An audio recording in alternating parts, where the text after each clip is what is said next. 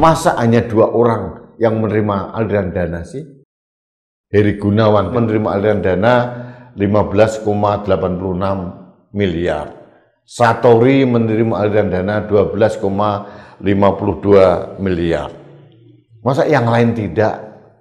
Nah, ini harus kita dorong agar KPK menelisik lebih dalam apakah aktornya itu hanya Satori dan Heri Gunawan. Negara sedang efisiensi, rakyat sedang kelaparan, hutang kita membumbung tinggi.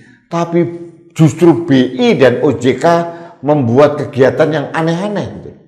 Sekali lagi saya katakan, CSR itu hanya diterapkan, diwajibkan kepada korporasi yang berorientasi mencari keuntungan, baik itu swasta maupun korporasi negara, dalam hal ini BUMN.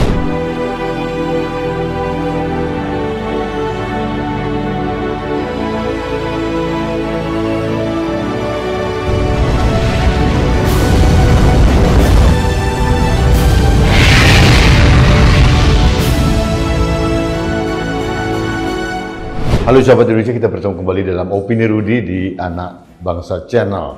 Sebelum Anda mengikuti Opini Rudy, jangan lupa subscribe, bunyikan loncengnya, like, share, and comment. Dukungan Anda sangat bermakna untuk menyemangati kami dalam bersuara untuk menjaga Indonesia. Sahabat Indonesia, kali ini saya beropini dengan nada prihatin. Ada berita minggu kemarin sebetulnya, KPK menyampaikan informasi yang sangat mengenaskan, meskipun saya tahu ini sudah cukup lama diendus KPK, diselidiki, disidik dan sebagainya. KPK menduga seluruh anggota Komisi 11 DPR RI, khususnya periode 2019-2024, Komisi 11 diduga semuanya menerima biaya atau dana CSR, Corporate Social Responsibility dari BI dan OJK. Menurut KPK, ini adalah pengakuan dari Satori. Satori itu anggota Komisi 11 DPR RI 2019-2024 dari fraksi Partai Nasdem yang mengatakan bahwa seluruh anggota DPR Komisi 11 menerima dana CSR dari BI dan OJK.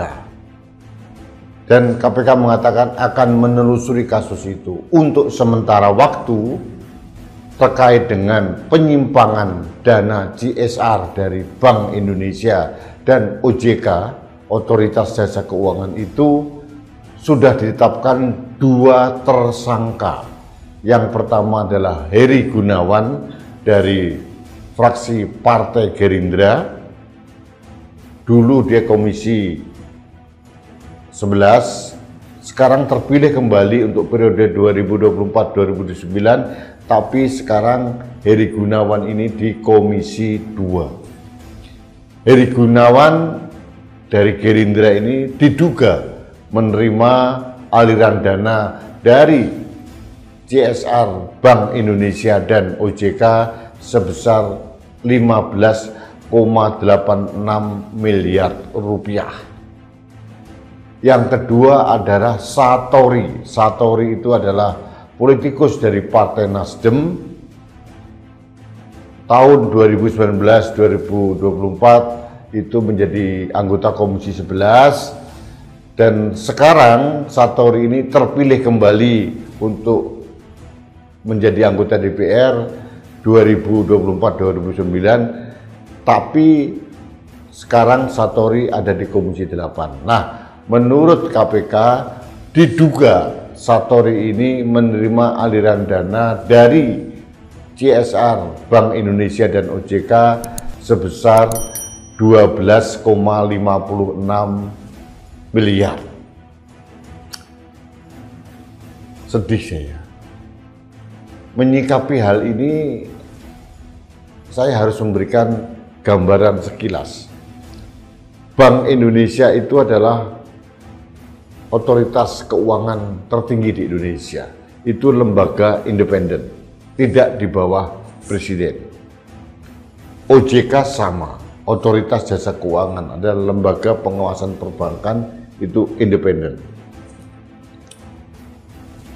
Kemudian ada kemitraan dengan DPR, BI dan OJK itu bermitra dengan Komisi 11 DPR RI. Khusus kerjasama dengan Komisi 11 DPR RI ini ada perkecualian dibandingkan komisi-komisi yang lain. Komisi 11 bisa mewakili kepentingan DPR dalam berrapat, bernegosiasi, atau dalam bentuk apapun dengan Bank Indonesia dan Otoritas Jasa Keuangan. Nah, silang sengkarut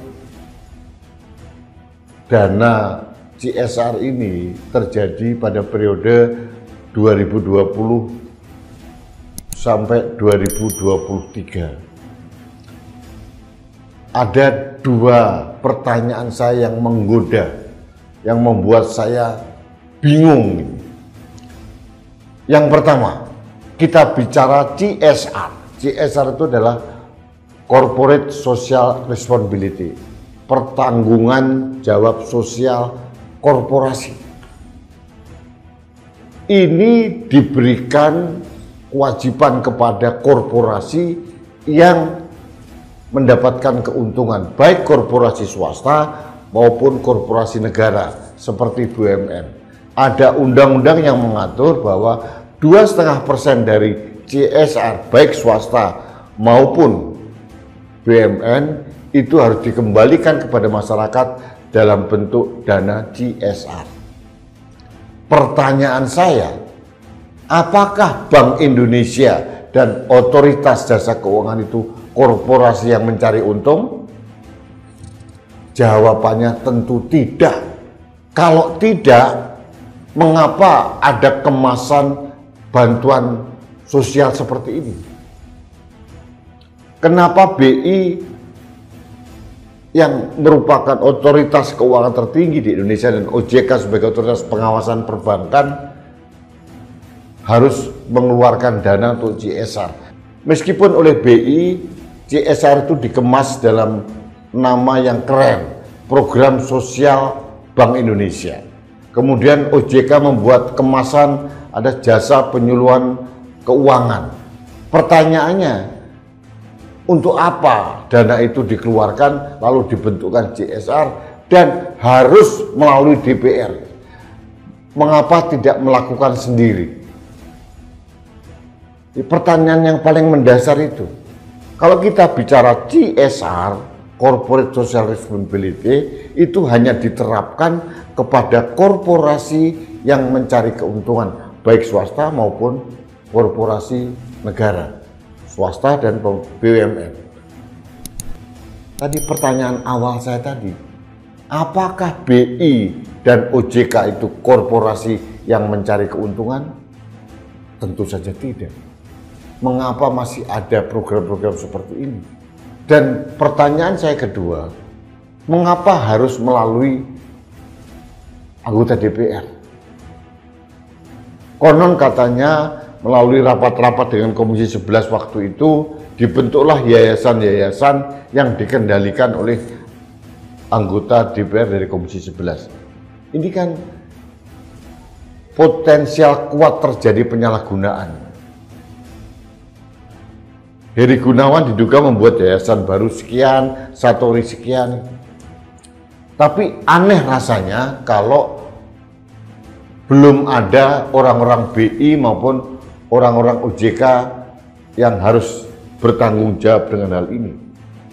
Kalau menurut saya, pimpinan tertinggi dari BI yaitu Gubernur BI maupun Kepala atau Ketua OJK harus bertanggung jawab.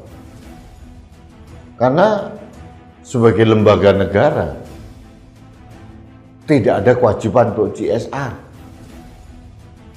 Seperti Mahkamah Agung, itu lembaga negara. Apakah dia mempunyai program CSR? Nggak ada.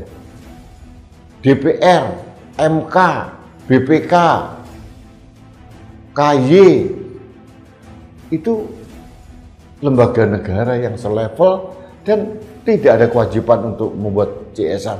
Mengapa BI membuat CSR? Meskipun kemasannya adalah bantuan sosial BI, penyuluhan jasa keuangan. Kalau penyuluhan jasa keuangan kok harus melalui anggota DPR, itu yang doesn't make sense buat saya. Tidak masuk akal, tidak rasional. Jangan-jangan ini hanya kong kali kong antara BI dan OJK dengan mitra kerjanya di DPR. Meskipun mantan anggota Komisi 11 DPR RI periode 2019-2024 dari fraksi Golkar mengatakan bahwa tidak benar semua anggota Komisi 11 menerima aliran dana CSR dari BI dan OJK. Ya nggak apa-apa, itu bantahan yang sah-sah saja, tapi KPK harus menelusuri dengan cermat. Sahabat Indonesia, kasus ini bermula dari keganjilan aliran dana yang diendus oleh PPATK, Pusat Pelaporan dan Analisa Transaksi Keuangan. Dan ternyata terbukti benar. Ada anggota DPR yang masih aktif sekarang terpilih kembali, itu jadikan tersangka. Heri Gunawan dari Gerindra dan Satori dari Nasdem. Ini membuat kita itu bingung ini. Uang negara seolah-olah digunakan seenak udelnya oleh para elit-elit negeri ini. BI, OJK yang seharusnya tidak perlu ada semacam CSR, itu malah membuat CSR. Saya takut CSR-nya BI dan OJK ini jangan-jangan hanya untuk deal dengan merayu, menyuap atau apapun namanya dengan mitra kerjanya mereka. Logika kita, dari sekian puluh anggota Komisi 11 DPR RI periode 2019-2024, masa hanya 2 orang yang menerima aliran dana sih? Heri Gunawan menerima aliran dana 15,86 miliar. Satori menerima aliran dana 12,52 miliar. Masa yang lain tidak? Nah, ini harus kita dorong agar KPK menelisik lebih dalam apakah aktornya itu hanya Satori dan Heri Gunawan. Apakah bantahan dari anggota DPR dari fraksi Golkar itu benar bahwa tidak benar anggota itu menerima dana dari BI tapi disalurkan langsung ke masjid, ke panti sosial dan sebagainya. Tapi ini harus ditelisik dengan benar, karena bagi saya tidak masuk akal kalau sekian puluh anggota Komisi 11 DPR RI periode 19 sampai 24 hanya 2 orang yang menerima. Saya berharap tidak ada deal-deal politik dalam hal ini, karena di setiap komisi itu ada semua fraksi di DPR waktu itu. Waktu itu ada 9 fraksi. Semua partai ada di situ. Kalau ternyata semua anggota Komisi 11 DPR RI periode 2019-2024 menerima, KPK harus berani mengumumkan dan mentersangkakan mereka kalau benar. Tapi yang paling esensial bagi saya adalah untuk apa BI dan OJK membuat dana CSR? Apa urgensinya? Nggak masuk dalam otak kita. Akal sehat kita rakyat itu yang sedang kembang kempis ekonominya seolah-olah diperkosa oleh kebijakan tingkat atas para elit gitu. Negara sedang efisiensi, rakyat sedang kelaparan, hutang kita membumbung tinggi. Tapi justru BI dan OJK membuat kegiatan yang aneh-aneh. Sekali lagi saya katakan, CSR itu hanya diterapkan, diwajibkan kepada korporasi yang berorientasi mencari keuntungan, baik itu swasta maupun korporasi negara, dalam hal ini BUMN. Sedangkan BI dan OJK kan bukan korporasi. Mengapa harus ada dana CSR? Meskipun kemasannya penyuluhan jasa keuangan, kemasannya bantuan sosial, tapi itu hanya kemasan dan istilah yang diterapkan adalah CSR, dan bagi saya ini harus dikritisi karena asal muasalnya itu di situ.